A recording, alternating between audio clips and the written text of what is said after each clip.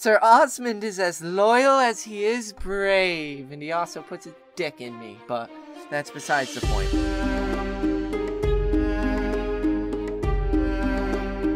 What up, and welcome to another episode of Brotherhood Without Manners, your favorite full-spoiler reread podcast of George R.R. Martin's A Song of Ice and Fire series.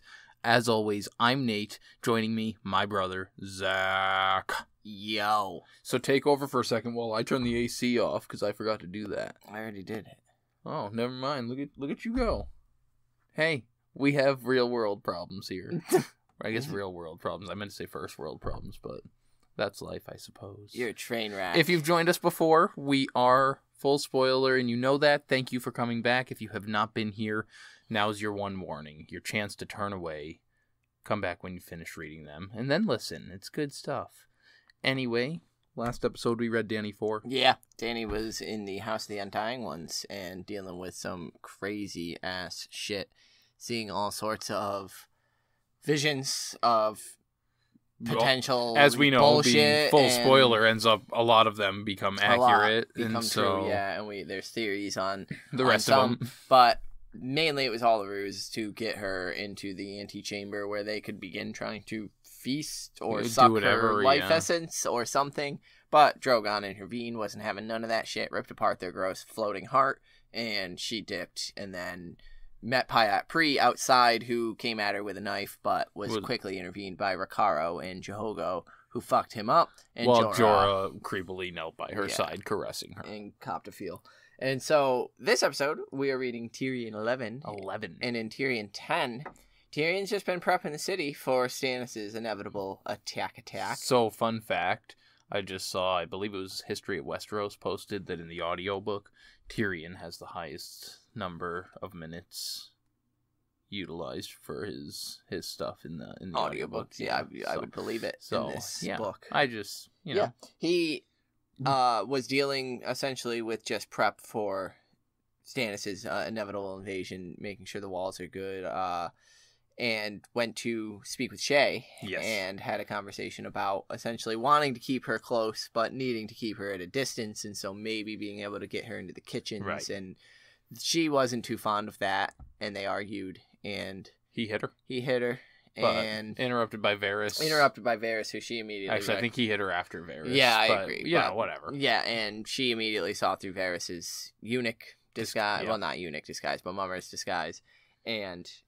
yeah, he had an interesting conversation with Tyrion after they left about magic and its place in the world. Yeah, Varys informed him that Storm's End fell. Rhaenys Penrose is dead, and this is, when Varys told him the story of how he was cut and why he despises magic and those who use it. So Stannis, if he is employing these dark powers, and Tyrion had a nice chuckle about how he's all that stands between them and chaos. Varys also came out with the suggestion that instead of putting Shay in the kitchens, he could have Lady Tanda's maid replaced by spreading her daughter, Lawless. Lady Tanda's daughter, Lawless, who we know was absolutely brutalized in the bread riots.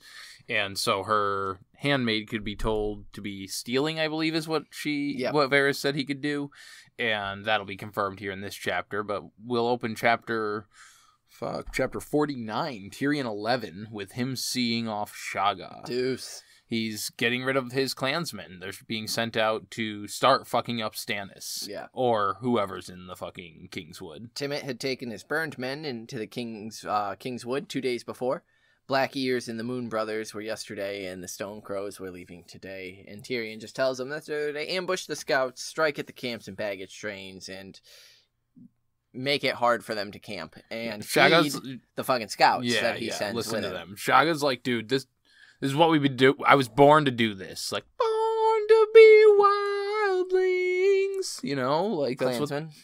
Whatever. You know, north of the wall, south of the wall, they're the same kind of people. And Shagga promises that they'll listen to the scouts. Yeah. And he pushes off and pulls out into the Blackwater, and Tyrion feels an odd twinge watching Shagga go, knowing he'll feel naked without his clansmen. Yeah, because that's the last of them. Yeah. The rest are all gone at this point. He thinks have bronze hirelings near 800 now, Yet sellswords are notoriously fickle, as we have discussed pretty much all book whenever Bronn comes up. Yeah, they kind of give a quick little flashback to him talking about the sellswords with Bronn, where Bronn tells them, because Tyrion's promised a bunch of knights and shit, knighthoods and lords and such, and Bronn says, they'll kill for that title, but they won't die for it. Nah. And Tyrion's like, no shit. Like, obviously I know that. He notes as well that the gold cloaks, a little bit of mush mouth there, the gold cloaks were nearly as uncertain. 6,000 men in the city watch, thanks to Cersei, but only a quarter of those could be relied upon. Yeah, most were either just cowards who were going to run, or boys, little guys that or have straight out traitors. That too. Well, that's what I meant. The first one. But most are green boys searching for food and ale and safety. There is about 2,000 of them that were veterans from when Robert was king, and he had appointed them. So those are the legit homies.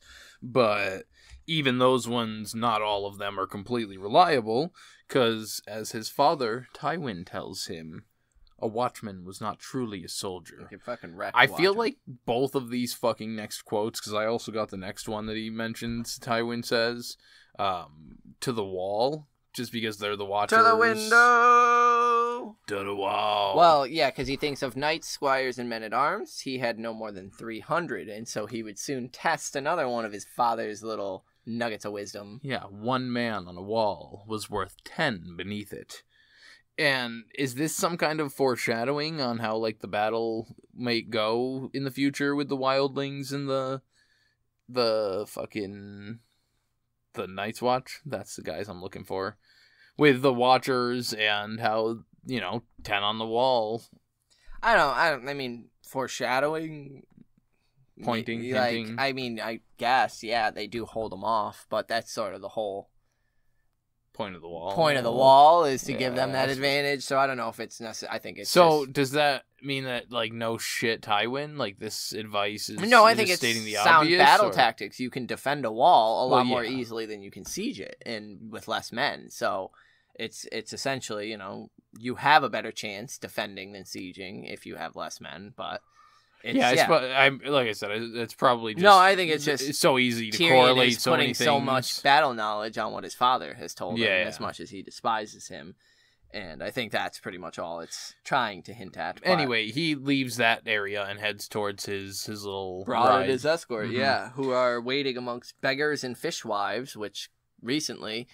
selling fish is the fucking way to go, because as it's the only food coming into the city, the price has gone tenfold what it used to be, and will continue to rise.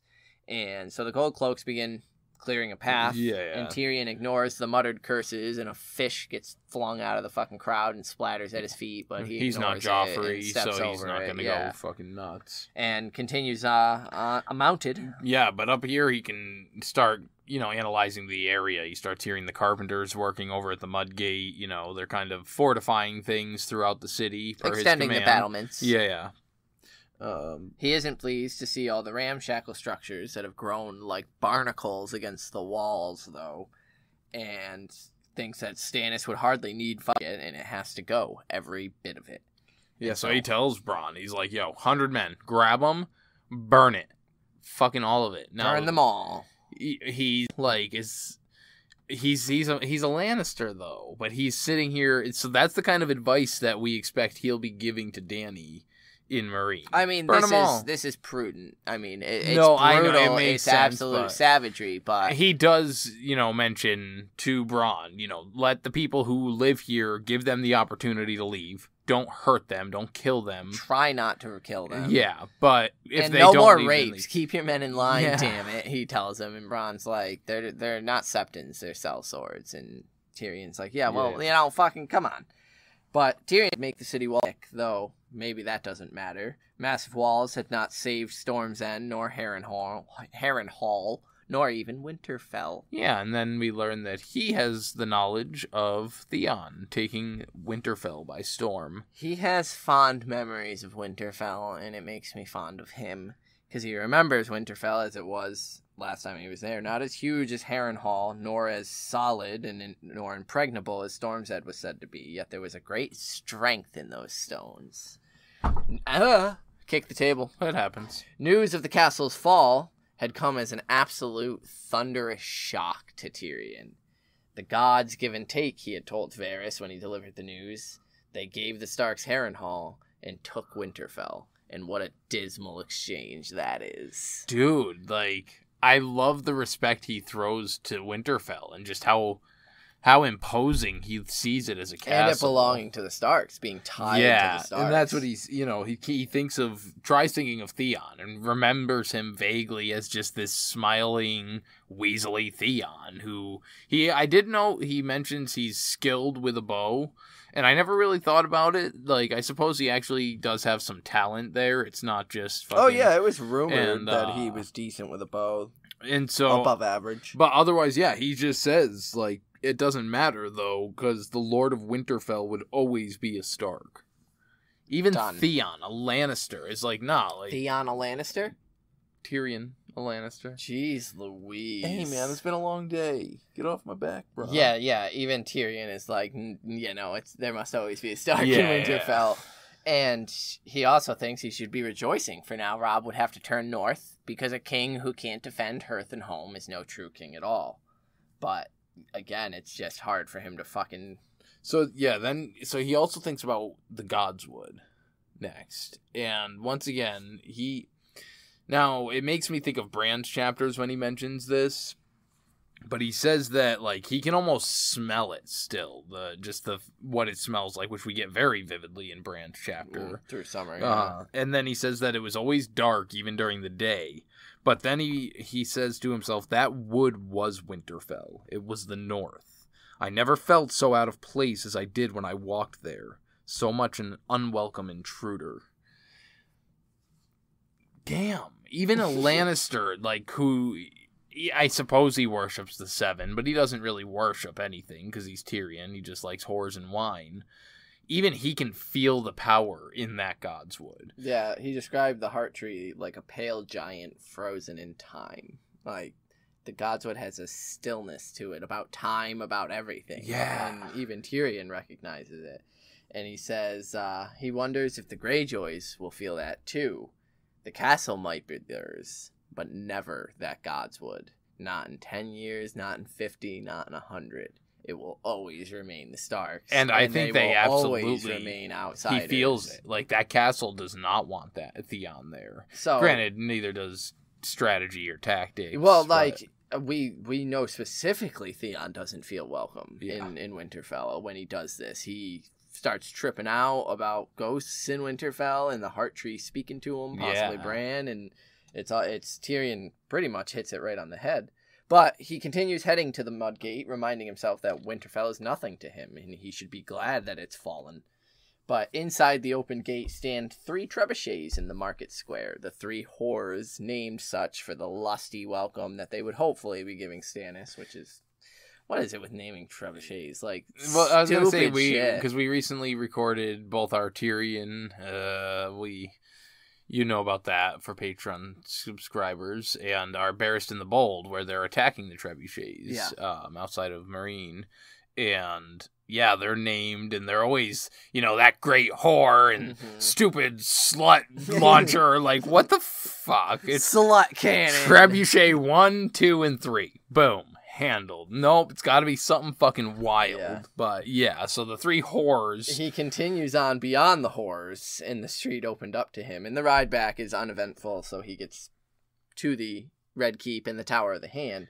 But at the Tower of the Hand, he found a dozen traitor captains pissed because their ships had been seized. Acquisitioned. All the bullshit of the war coming. So, yeah. He gave them a sincere apology and told them that there would be compensation for them when the war was done. But what happens if Stannis wins the war? Take it up with Stannis. Ask him for compensation. That's the best I can do for you. And he's like, I think that's what all the lords say to all the small folk throughout the entire series, which, is to hammer in that thing with Varys. It's always an IOU. Yeah, like, go hit up whoever's in charge then. Yeah. Like, if I lose, fuck you. And why should I cover it? If they don't recall or care that happened, well, sucks to suck.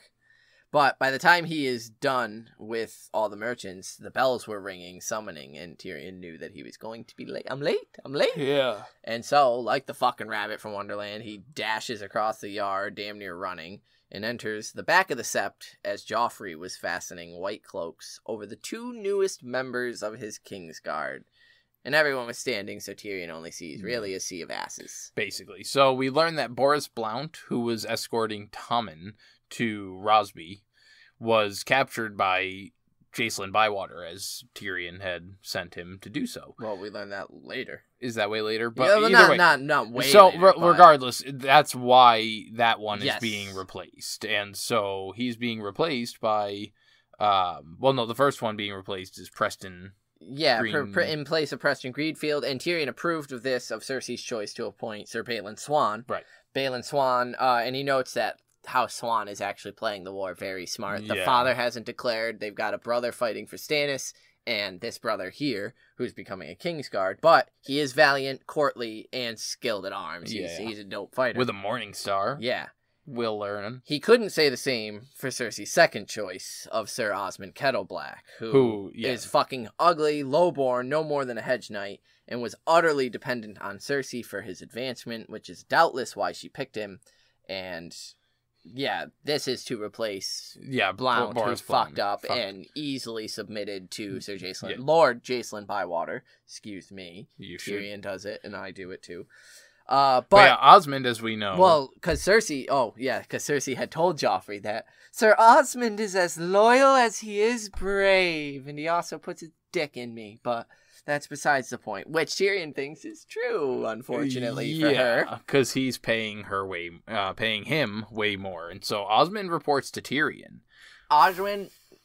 Sorry, I'd taken a sip of water, but I really like the way Tyrion said. Osmond had sold her secrets to Bronn since she had hired him. Just the whole fucking time. Everything that you're doing. And so he's like, so it's nice that at least I have that one person that much closer to Joffrey at all times and hearing what's going on. And then he thinks Osmond can't be worse than Boros Blount, who currently is sitting in a dungeon in Rosby because he yielded so fucking easily to Sir Jacelyn, and Cersei raged that a Kingsguard should die in service of king and royal family. I like that he says that Barry the Bold would have been the only other person who would have been as pissed off as Cersei. Because of the fact that he just gave up and just gave the prince... Here you go. Yeah. No. I yield. He's fucking Lamy, man. I yield. And Tyrion notes, and now she replaces him with another just as hollow. Fucking Cersei. And the appointment seems to take all morning, and his legs begin to ache because he's little Tyrion. And he looks to Lady Tonda, hoping to spot Lollys and therefore Shae, but Lollys isn't out of her room yet, and I don't fucking blame her. And so he doesn't see Shae. And he thinks to the last conversation he had with Shae, which... is the... Shae's stupid fucking ass asked if she could take with her to the kitchens. Zach slammed down his notebook. He's so frustrated. Her belt of silver flowers and her gold collar of black diamond... Or not to the kitchen, sorry. To Lady Lollys's service. Yeah. Dude, and Tyrion corrects her, saying, I get that Lollys is fucking dumb. However, her mother will probably wonder why her maid has more jewelry than she does. Fucking stupid bitch. I know I was advocating hard for it, but, then she comes and pulls a stunt like that. Are you that daft? I get that you want your money and shit, but are you that daft? To flaunt it when, the whole thing here is secrecy.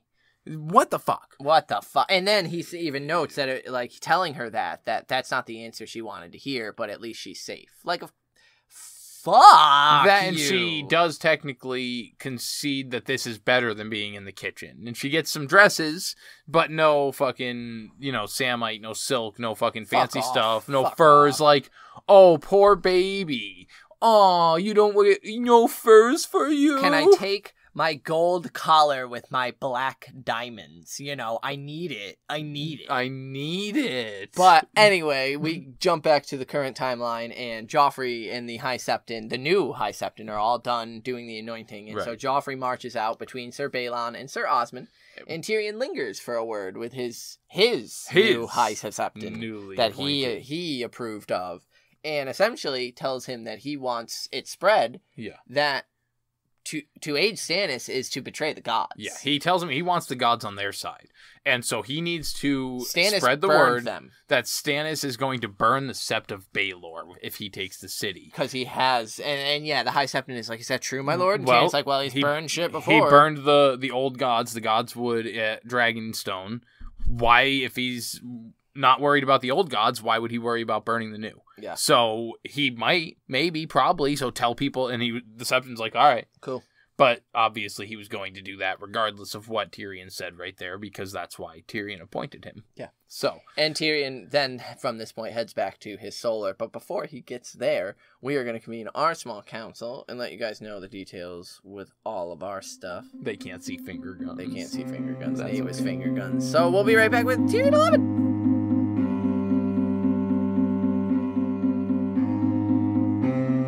Hey, thanks for joining us here in our small council. You didn't have a choice. We snuck it in the middle of the episode. I put music there to let them know it's coming. So I mean, they could skip forward. But who would? Who would really? Yeah, who would? So this is just where we gather to tell you how you can write to us to tell us how much you hate those little segments right before we start giving you these Hey, socials. I'm with you there. Whoa, you're not supposed to hate them. Oh. Thanks, dude. I work hard on those. So anyway, the easiest way to get a hold of us is by emailing us withoutmannersbrotherhood@gmail.com. That one. Which is the only one you pulled up and could read, and so now you have to do the rest by memory. I'm at Carstark92 on Twitter. Nate's at Manners Without. That's also the Instagram. Well done. That's 3 right there. Yeah, so you can also find some super cool bonus content over on Patreon. Just help us, with a little bit of money each month, and we appreciate that. It goes straight back into the podcast. We just recently upgraded the computer and microphone, soundboard, it's going to be so magical. You guys are going to love it. You're going to love it. Love it. But patreon.com/withoutmanners, you can also get yourself some access to private Facebook groups. We do all sorts of fun stuff over there, polls, we chat with you, we just bullshit. It's cool. It's fun. You would enjoy it. Trust me. What else we got? You got anything? No, I think that's, YouTube. You can find us there if you, and we do talk a lot on YouTube. We comment, and we appreciate the comments over there. Hey, I got a question. Okay. Did you give the YouTube? You got to give the YouTube. Good. Yeah, I think I got it before, but should I give it again? I don't know. Did you give it? I gave it. Okay, I got a question. Okay. Don't we have a website? We have a website. We should do that. Yeah, so that's www.brotherhoodwithout.com. And you can find links to everywhere, wherever you like to listen to podcasts, Apple Podcasts, Google, Stitcher. You can do a Stitcher Premium 1-month free trial. Code Brotherhood. Yeah. Enough of all that stuff, though. That's boring stuff. Let's get back to Tyrion 11. Sick.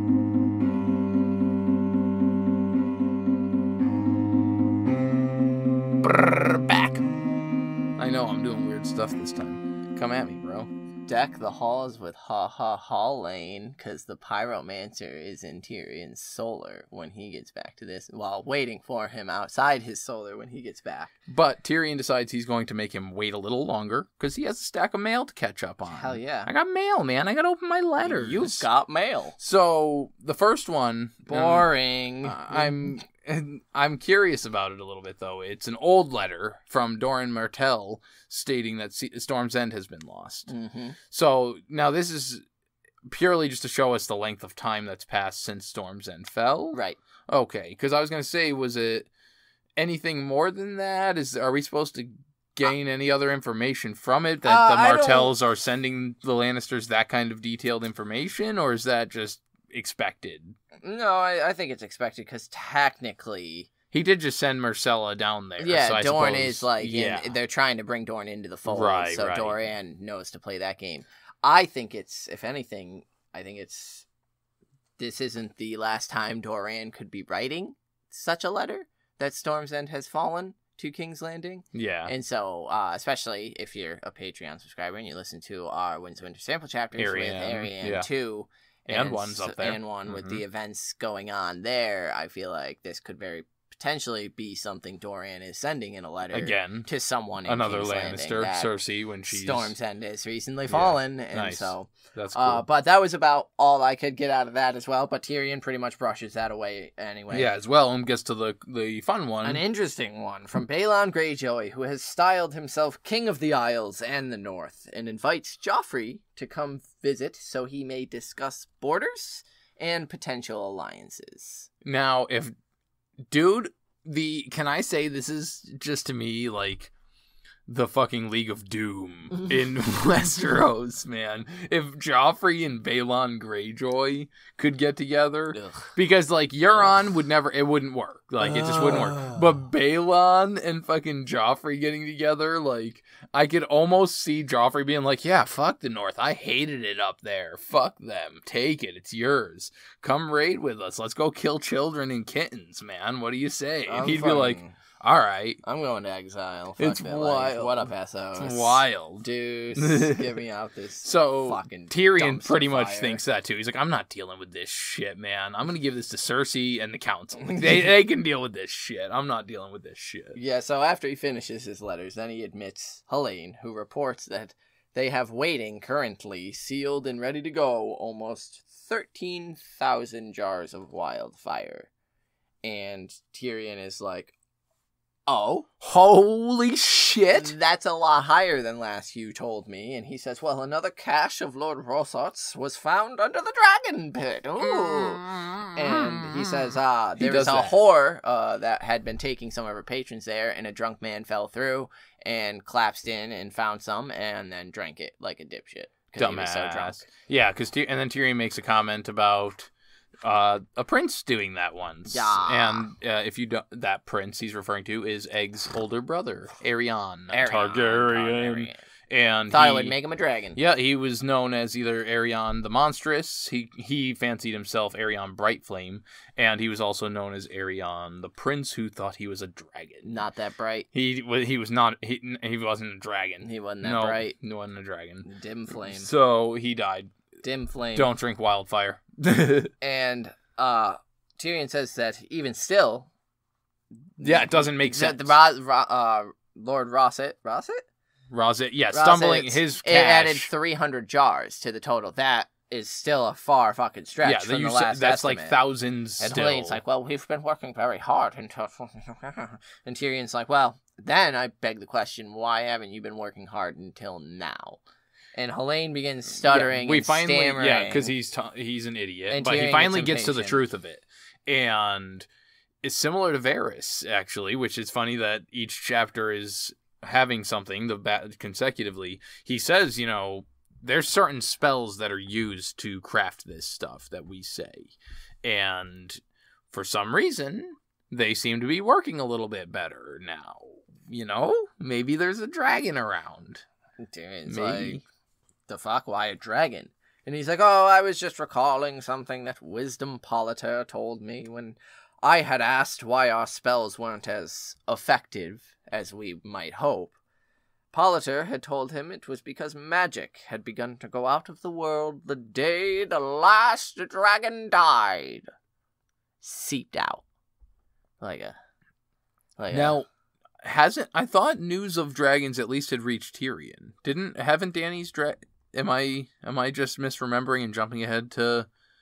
But haven't they been made aware that there's this Targaryen who claims to have dragons across the sea? Like, you would think that Tyrion would make at least kind of ponder upon that. No? He doesn't really take Helene seriously this whole time. He's like, true. Fuck this guy. Fuck this guy. That's his fault. And he even continues on saying that he's seen no fucking dragons, but he has seen Ilyn Payne chilling around. And if Helene is feeding him any bullshit, he'll be seeing fucking Ilyn Payne too. And then Helene fled so quickly. Yeah. Before Jacelyn gets almost bowled over, I just wanted to add some credence to your fanciful thoughts that Arya or something like that will be blowing up King's Landing. 13,000 jars. There's 300 that they just stumbled upon. Under the dragon pit. And there's plenty of, like, mentioned, they're very heavy on, who knows where there could be more. There could be so many, and so I think that's very... Boom. Very foreshadowing. Boom! I love it. I want just little teasers, so that's cool. But yeah, so on his way out, he almost smashes into Jacelyn Bywater. Lord Jacelyn, and Tyrion reminds himself, who had returned from Rosby with a fresh levy of spearmen recruited from Lord Giles' estate, and to resume command of the City Watch. Yeah. And Tyrion's like, word, cool. How's Tommen doing? Tommen is hale and healthy. It's Tommen. And Nate's gonna gush, so just go. Tommen has adopted a baby little fawn. A little fucking fawn, and he's living his best fucking life. He says he had one before. So let me write it how I read it how I wrote the note here. Fuck you, man. Sure I'm reading my stuff. You're a terrible person. Have I not turned the page yet? Oh no, that's turn the page. So he says that Tommen is happy and healthy. He has a pet fawn, starts letters to Marcella, and doesn't give a fuck about Joffrey. Correct. And so I just think it's lovely that he gets to enjoy some peace and quiet. He gets to play with his little baby deer, give it little bottles, pet its little fucking head, not have to worry about his sadistic serial killer brother coming up and lopping its fucking head off to make it into a jerkin because fuck you, Tommen. And that's nice. I heart Tommen. That's what Joffrey did to his previous fawn. Yeah, he's a cunt. Yeah. I hate him. I like Tommen. We had, I'm going to mention that we decided that Tommen and Marjorie are the power couple 2020. Oh, absolutely. So, huzzah. Fuck yeah. But anyway, we'll continue onward. I just gushed about Tommen because it was so wonderful and adorable. Yeah, and Tyrion asks if Lord Jacelyn has made the arrangements for Tommen should the battle be lost. And he says, I have, sir. My men have their instructions. And Tyrion says, which are? And fuck you, brah. Lord Jacelyn says, you commanded me to tell no one, my lord. Simon didn't say, bro. And that makes Tyrion smile. And he says, I'm glad you remembered. Better that Tyrion doesn't even know where Joffrey's heir is. Yeah, if stand it, because he could be taken alive, Tyrion, very easily. And he knows that he's like, nope, this hurts. Fucking kill me and I'll tell you. Yeah. So... in the reverse order. Varys shows up not long after Lord Jacelyn Diddy bops out. And he says, men are such faithless creatures, by way of greeting. And Tyrion's immediately like, who's the traitor? So Varys hands him the scroll and then says, and I quoted it because I liked it, so much villainy, it sings a sad song for our age. Did honor die with our fathers? My father's not dead. Who is Varys' father, though? Dude. I don't care about Tyrion. Gotta finish the quote. Did honor die with Varys' father? Whoever that may be. Do you think it's a Blackfire? Because I know you're pretty confident, and you hold firm that you would like to think he's a Blackfire. I'm not necessarily Varys. I could see it being Illyrio and his son is Fagon. I could see it being Fagon alone. I could see it being Varys, but no, I think. Who do you think his dad is then, dude? That's the thing. Is it a Blackwater or Blackfire? Blackwater. A Blackfire, yeah. Yeah, I mean, it could be. It very well could be. So. Which could be neat to think if he thinks that's who the honor one is. Did they like? Or I mean, is it? It's just the same. Is it the Joker thing, which is? His father, it doesn't didn't matter. know, and he's just saying some words because it's the words satirically, to say. And so Tyrion says, my father's not dead yet, and he looks at the scroll and sees that he knows some names here. Yep. Rich men, traitors, craftsmen, and he's like, why would they have issue with us? Because they believe Stannis will win, and so they want to assist where they can, and so they're jumping sides, and they call themselves... the Antler Men. Brace yourselves. Whoa, like, the wild hairs sound rougher than the Antler Even Men. Tyrion's first instinct is to fucking joke. He's like, someone should tell him Stannis changed his sigil. They can be the Hot Hearts. Like, that sounds like a bad 80s movie. That's good. It's so good. It's terrible. I love it. He thinks it's not a joking matter. The Antler Men had armed several hundred followers to seize the old gate once the battle was joined to admit the enemy to the city. Master armor Solorian was on the list, which Master Armorer Solorian is the one who promised Tyrion to craft him an exquisite armor wrought in the shape of a demon to strike fear in the heart of your enemies. Yeah, back when he first was gathering all the armor smiths to make chain links. Because he was like, no, that's beneath me. I'll make you this terrifying helm and armor. And Tyrion's like, it's a shame. I guess I'll probably never be getting that armor, as he signed the arrest warrant. Fuck that guy, man. He needs to get lashed by something painful. He huffed and he puffed and he signed an eviction notice. It's funny that we say that, but, like, we're big fans of Stannis and his right. But we're like, no, fuck those guys. Why? They're going over to the one true king. Like, because they're screwing Tyrion? No, why would you say something so brave yet so controversial? Here we go. Okay. I feel like these are more Renly men than Stannis men, and I think it's a Baratheon. Like, they just want to follow a Baratheon. See, jump on that B-Wrath bandwagon. I definitely see that, because I don't think Stannis particularly gives a fuck about the master. Like, he wants armor that's efficient. He denied getting armor made for him when he went and visited the exactly. He's not gonna be looking for a rich, crazy fucking armor. Demon He wants fuck you, Solarian. Working stuff. Yeah, and so it makes sense that it'd be more Renly following there than that's or even Robert. And just like with Robert could have a big and just you compared thing. him to the wild hares, that like it seems showboaty, it seems showy, and so like it's very Renly follower type thing. Absolutely. But you got an inductee for Tyrion. That's the end of that 11. chapter, by the way. Yeah. I hadn't thought of it. Do you have one? Otherwise, I'll. Bywater. For just handling the shit with Tommen, getting him where he's at, and then showing back up with Spearman and being like, what up, I'm here to do my job again. Sup? And Tyrion appreciates how upfront and candid he was and how quick that meeting was, because everything today for him had just been dragging. Yeah. And so he's like, what up, Lord Jacelyn? But Jacelyn's probably right there in the same boat as him, because he just made that trip there, did that shit, Lord came Jacelyn's back. commander of the City Watch that's about to be sieged. Like, he's well fucking stressed. Yeah. He's about to lose like half his force. Dude, this is what's going on. This is what you need to know. Thanks, bye. I'm going to go to bed, all right, brah? Yeah, so Lord Jacelyn, because he got that lordship. Big fan. So mine's obviously Tommen, and because he's got a little baby deer, I hope we can find out the name. Just to be inflammatory, I was gonna say Joffrey for getting that jerkin. Getting that jerkin, yo. You should have. That would have been great. That would have been so good. But yeah, because he's, like I said, he's living his best fucking life, man. He hasn't finished any of the letters to his sister, but he thinks of her. He starts them. He even asks after his mother now and again. So, like, there's some missing Cersei, not but as he's much. Just written fucking Joffrey off. And, like, good for you, man. Like, cut the family off. Well, I mean, that's an indicator of, like, Joffrey's abuse. This kid fucking is probably terrified of him. Absolutely. So he's, like, free to not skirt around the castle. Tommen. And I'm sure it'll happen again when he's playing with kittens, because I like kittens way more than I like stupid little baby deer. Hopefully he's got a stupid little baby deer. Well, compared to a kitten. Bambi this bitch. Sorry, Bam! Fuck Bambi if there's kittens. Joffrey's gonna kick in the door of Osby with a crossbow. And a kitten. As long as he's got a kitten. It's a kitten alive. Like, not a dead kitten. But we did get an inductee from our favorite French fry, Julian, who says, Hola, Nato and Zaka. I liked this chapter very much. Seems like the intrigue only moved forward a little, but still. Two things I appreciated a lot were the Aegon V death reference, and the fact that those pyromancers might have real spells after all.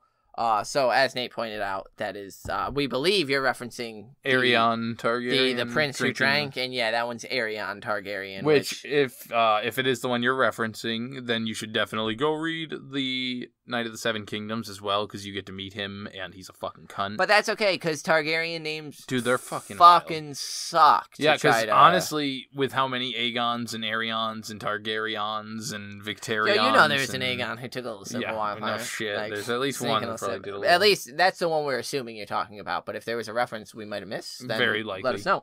But he then goes on to say, I thought the pyromancers were frauds, but dragons did wake magic in the world, right? That's what it appears. As for my inductee, it's going to be a big one. Very big even, as it is Winterfell. I absolutely adored the way Tyrion recalled the castle in the north and how he felt almost sad the Starks lost it. That was a pretty cool moment. Yeah. Have a nice day there, and there is no Valar. Oh my goodness. Harris. Okay, so you want me you're not gonna come up with one? You're gonna make one up for him there, like Valar do Winterfell Harris, because he said Winterfell was his great inductee. Thank you as always, Julian, for yeah, we always appreciate hearing from you. Yeah, that's Tyrion 11. Yeah. So if you'd like us Battle to read... Blackwater's coming, man. It's coming, man. If you'd like to send us an inductee, you can do so. You caught our socials in the small council. If you didn't skip it. You sons of bitches. Skipper. So next episode, we're reading Theon 4. Fucking Theon. And man, I haven't started taking notes on this one yet, but I'm really hoping there's a lot of guilt in this fucking asshole. I've read the first couple pages, and he's already tripping balls about what he's done. Fuck him. Absolutely. Deservedly so. So yeah, tune in to listen to us shitting on Theon for about 45 minutes or so. And we will catch you on the next one. Valar to Harris! Peace.